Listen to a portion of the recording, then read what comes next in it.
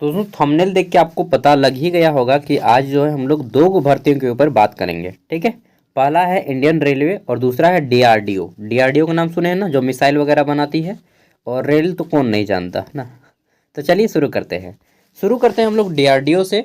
और ये दोनों भर्तियां जो है हम लोग अप्रेंटिसशिप के तहत रखेंगे। ठीक है, अप्रेंटिसशिप क्या होता है? यह 1 साल का आपका ऑन जॉब ट्रेनिंग होता है एक तरह से, जिसमें आपको बहुत कुछ सिखाया जाता है और आपको सिखाने के साथ साथ जो है स्टाइपन भी दिया जाता है। ठीक है, स्टाइपन मतलब आपका खर्चा दिया जाता है। ठीक है, और साथ में जब आपका कंप्लीट हो जाता है तो इसमें आपको 1 ईयर या फिर जो भी आपका ट्रेनिंग पीरियड है उसका सर्टिफिकेट दिया जाता है कि यह व्यक्ति इस काम में 1 साल का अनुभव प्राप्त किया है। ठीक है, चलिए, तो इसका उपयोग आप लोग भविष्य में अगर आप जॉब पाना चाहेंगे किसी फील्ड में, प्राइवेट या गवर्नमेंट में, तो हेल्प करेगा।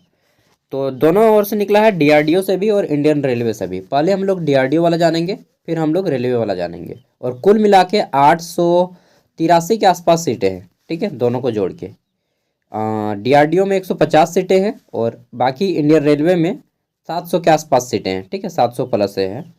चलिए देखते हैं। तो दोस्तों डीआरडीओ का नाम सुने ही होंगे, रक्षा अनुसंधान और विकास संगठन, defence research and development organisation. ठीक है, यहीं से वैकेंसी आई हुई है। और आईटीआई डिप्लोमा ग्रेजुएशन और इंजीनियरिंग ग्रेजुएशन सबका है। पहले हम लोग आईटीआई से ही शुरू करते हैं। ठीक है, तो देख लीजिए आईटीआई के यहाँ पे ये सारे पोस्ट हैं और इतनी वैकेंसीज हैं। तो मैकेनिस्ट है, ठीक है, इसमें 3 सीटें हैं, फिटर में 4, टर्नर में 3, इलेक्ट्रीशियन में 3, वेल्डर में 2, सीट मेटल वर्कर में आपके 2 हैं, कंप्यूटर जिसको कोपा बोलते हैं, computer operator and programming assistant COPA, इसमें आपके 8 सीटें हैं। ठीक है, उम्र क्या है फॉर्म भरने का? तो कम से कम 18 साल और मैक्सिमम एज लिमिट यहाँ पे रखा गया है 27 साल। ओबीसी है तो 30 साल, एसटी एस होती है तो 32 साल। ठीक है, और पीडब्ल्यू है तो 37 साल तक फॉर्म अप्लाई कर सकते हैं। क्या क्वालिफिकेशन होना चाहिए? तो आईटीआई किए होने चाहिए और आपका मैट्रिक सर्टिफिकेट, मतलब मैट्रिक के बाद आईटीआई किए होने चाहिए बस। ठीक है, आगे देख लेते हैं। तो फिर आता है हमारे यहाँ पे डिप्लोमा वालों का। डिप्लोमा में मैकेनिकल, ठीक है, फिर आपका प्रोडक्शन, टूल एंड डीजल जो होता है, सॉरी डाई डिजाइन, इसमें 10 सीटें हैं। फिर है आपका इलेक्ट्रिकल, इलेक्ट्रॉनिक्स एंड कम्युनिकेशन, ठीक है, इलेक्ट्रॉनिक्स एंड इंस्ट्रूमेंटेशन, इसमें 7 सीटें हैं। फिर है हमारा यहाँ पे computer science, engineering computer networking, इसमें 3 सीटें हैं। ठीक है, एज लिमिट सबका वही है, बस आप डिप्लोमा किए होने चाहिए। आगे देख लेते हैं। तो नेक्स्ट हमारा है आईटीआई डिप्लोमा ग्रेजुएशन का। ठीक है, ग्रेजुएशन में 2 प्रकार का ग्रेजुएशन है, एक है टेक्निकल ग्रेजुएशन और एक होता है नॉन टेक्निकल ग्रेजुएशन, जिसको हम लोग नॉन इंजीनियरिंग भी बोलते हैं। तो बीए बीकॉम बीएससी, ठीक है, इसमें और बीबीए बीसीए ये सभी आ जाएंगे। पहले बात कर लेते हैं बीकॉम। जो लोग बीकॉम किए हैं उनको अकाउंटेंट में जॉब लगेगा और 10th यहाँ पे वैकेंसी है 10 गो। ठीक है, फिर हम बात कर लेते हैं। तो बीएससी जो लोग किए हैं, जैसे chemistry, physics, math, electronics, computer science, तो इनके लिए 5 सीटें हैं। ठीक है, फिर हम लोग बात कर लेते हैं। तो बीए जो लोग किए हैं उनमें से ऑनर्स दे दिया है यहाँ पे, English honours, history honours, finance, banking, etc, मतलब आपका जितना भी ऑनर्स है बीए में सब कोई अप्लाई कर सकता है। इसमें 5 सीटें हैं। ठीक है, बीसीए में 5 सीटें हैं। बीसीए तो जानते हैं, बैचलर इन कंप्यूटर एप्लीकेशन। ठीक है, और बीबीए में आपके 5 सीटें हैं। कुल मिला के 30 सीटें हो जाती हैं। एज लिमिट सबके लिए सेम है, बस आप ग्रेजुएशन किए होने चाहिए। आगे देख लेते हैं। तो फिर है हमारा यहाँ पे ये हो जाता है हमारा बीटेक वालों के लिए। बीटेक वालों के लिए थोड़ी ज़्यादा सीटें हैं। ठीक है, मैकेनिकल प्रोडक्शन, ठीक है, इसमें आपके 30 सीटें हैं, प्रोडक्शन इंजीनियरिंग। फिर जो लोग एरोनॉटिकल वगैरह, एरोस्पेस वगैरह में इंजीनियरिंग किए हैं उनके लिए 15 सीटें हैं। और इनका ज़्यादातर वैकेंसी जो है एयरपोर्ट अथॉरिटी ऑफ इंडिया की ओर से आता है, भले यहाँ पर भी निकलता है लेकिन मैक्सिमम आपका उसी ओर निकलता है। ठीक है, देन है हमारा electrical, electronics, electronics and communication. ठीक है, जितने भी ट्रेड हैं इन सब के लिए टेलीकम्युनिकेशन इंजीनियरिंग 10 सीटें हैं। फिर हम लोग बात कर लेते हैं कंप्यूटर साइंस जो लोग किए हैं, सीएस, ठीक है, चाहे computer engineering, information science and technology engineering, इसमें 15 सीटें हैं। ठीक है, अगर कोई आपका मेटलर्जी वगैरह किया है, ठीक है, तो इसके लिए 4 सीटें हैं। और सिविल इंजीनियरिंग इसके लिए एक सीट है मात्र। तो कुल मिला के 75 हो जाता है। ठीक है, आगे देख लेते हैं। तो यहाँ पे फॉर्म भरने का लास्ट डेट क्या है वो चीज़ हम लोग अब जान लेंगे। और सिलेक्शन प्रोसेस क्या होगा, देखिए हो सकता है आपका ऑनलाइन रिटन एग्ज़ाम हो, कंप्यूटर बेस्ड आपका घर में। ठीक है, होता है ना आजकल लैपटॉप लेके एग्ज़ाम देने बैठ जाइए। अब देखिए जो भी होगा आपके ईमेल में आएगा। सबसे फर्स्ट ऑफ तो आपको फॉर्म फिलअप करना है, और यहाँ पे स्टाइपन जो दिया जाएगा आपका खर्चा, बस पॉकेट खर्चा दिया जा रहा है यहाँ पे ग्रेजुएट अप्रेंटिसशिप के लिए 9,000, चाहे आप इंजीनियरिंग हो चाहे नॉन इंजीनियरिंग हो, सबको 9,000 मिलेगा। ठीक है, डिप्लोमा वालों को 8,000 और ITI वालों को 7,000। ठीक है, और काम करना होगा आपको DRDO जा करके, वहाँ पे हेड ऑफिस हेडक्वार्टर। समझ गए? चलिए लास्ट डेट देख लेते हैं। तो आपको फॉर्म ऑनलाइन अप्लाई करना होगा।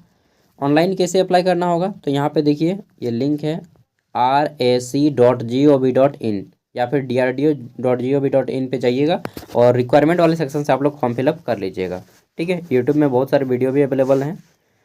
आगे देख लेते हैं। तो यहाँ पे हमारा जो डेट है, सबसे इम्पोर्टेंट चीज़ कि फॉर्म हम कब तक भर सकते हैं। तो लास्ट डेट देख लीजिए, यहाँ पे आपका फॉर्म भरने का 9 अप्रैल 2024 है। कब? 9 अप्रैल 2024। वहीं बात कर लेते हैं। तो आपका ज्वाइनिंग का डेट, ये सारे आप लोग पढ़ लीजिएगा। ज्वाइनिंग का डेट है 27 मई को आपका ज्वाइनिंग हो जाएगा। इधर उधर डेट हो सकता है। ठीक है, चलिए अब हम लोग इंडियन रेलवे की ओर चलते हैं। चलिए चुक चुक गाड़ी, बताइए सबसे ज़्यादा कीमती रेलवे कौन सा है, सबसे ज़्यादा अमीर जिसमें लोग सफ़र करते हैं। एक दो का नाम बताइए, नहीं मालूम है।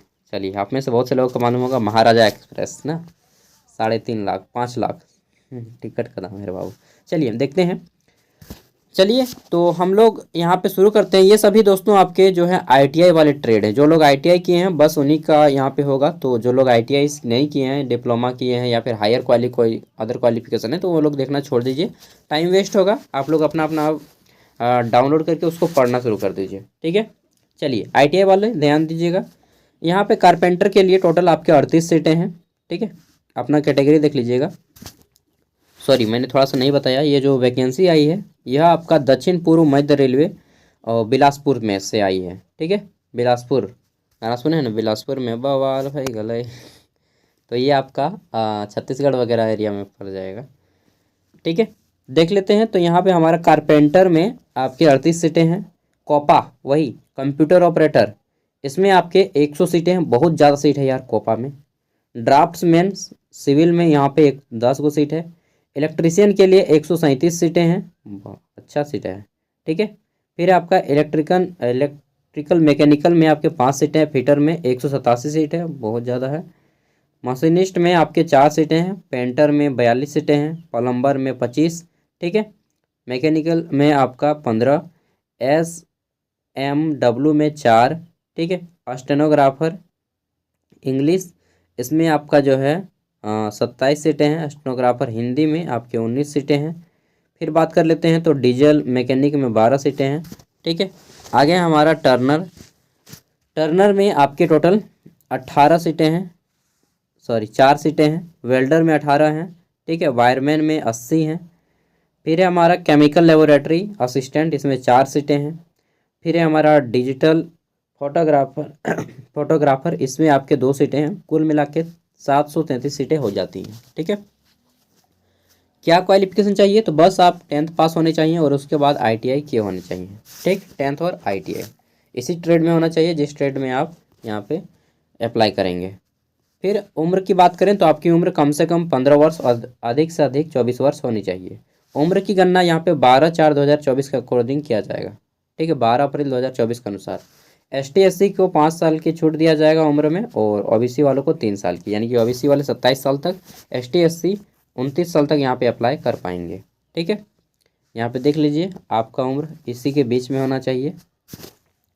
आगे बात कर लेते हैं। तो अप्रेंटिसशिप जो आपका DRDO और ये रेलवे दोनों में 1 साल का अप्रेंटिस होगा। सैलरी भी लगभग आपका सेम 7,000 ही यहाँ पर भी मिलेगा, क्योंकि ITI वालों का जो 1961 का अप्रेंटिसशिप एक्ट प्रोग्राम बना था। ठीक है, एक्ट कानून देखिए यहाँ पे 1961 अप्रेंटिसशिप एक्ट, उसी के आधार पे जो है भारत में अभी तक जितना भी ग्रेजुएशन होता है या फिर अप्रेंटिस जो भी लेवल का होता है उसी के अकॉर्डिंग इसको सैलरी दिया जाता है, स्टाइपन। ठीक है, क्राइटेरिया क्या रहेगा, तो आपका जो है 10th का मार्क्स और जो ITI का मार्क्स रहेगा उसी के अकॉर्डिंग आपको सिलेक्शन यहाँ पे दिया जाएगा। ठीक है, फॉर्म फिलअप करने का यहाँ पे फीस तो नहीं बताया गया है।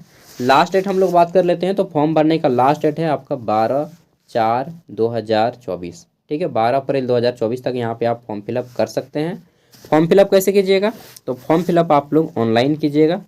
ठीक है, और वेबसाइट पे जा करके यूट्यूब में आपको बहुत सारा वीडियो मिल जाएगा। जो लोग हिंदी में पढ़ना चाहते हैं वो लोग हिंदी में मिल जाएगा। ये देखिए मैं दोनों का जो है आप लोग को ये दे रहा हूँ, आप लोग पढ़ लीजिएगा। ठीक है, PDF दे रहा हूँ वीडियो का डिस्क्रिप्शन में। अगर आपको फॉर्म अप्लाई करना है तो ये देखिए इस वेबसाइट पे जाना होगा http://apprenticeship.org.in। बाकी यूट्यूब में बहुत सारे वीडियोस मिल जाएंगे। ठीक है, मेरा लाने में थोड़ा सा लेट हो गया, होली था इसलिए।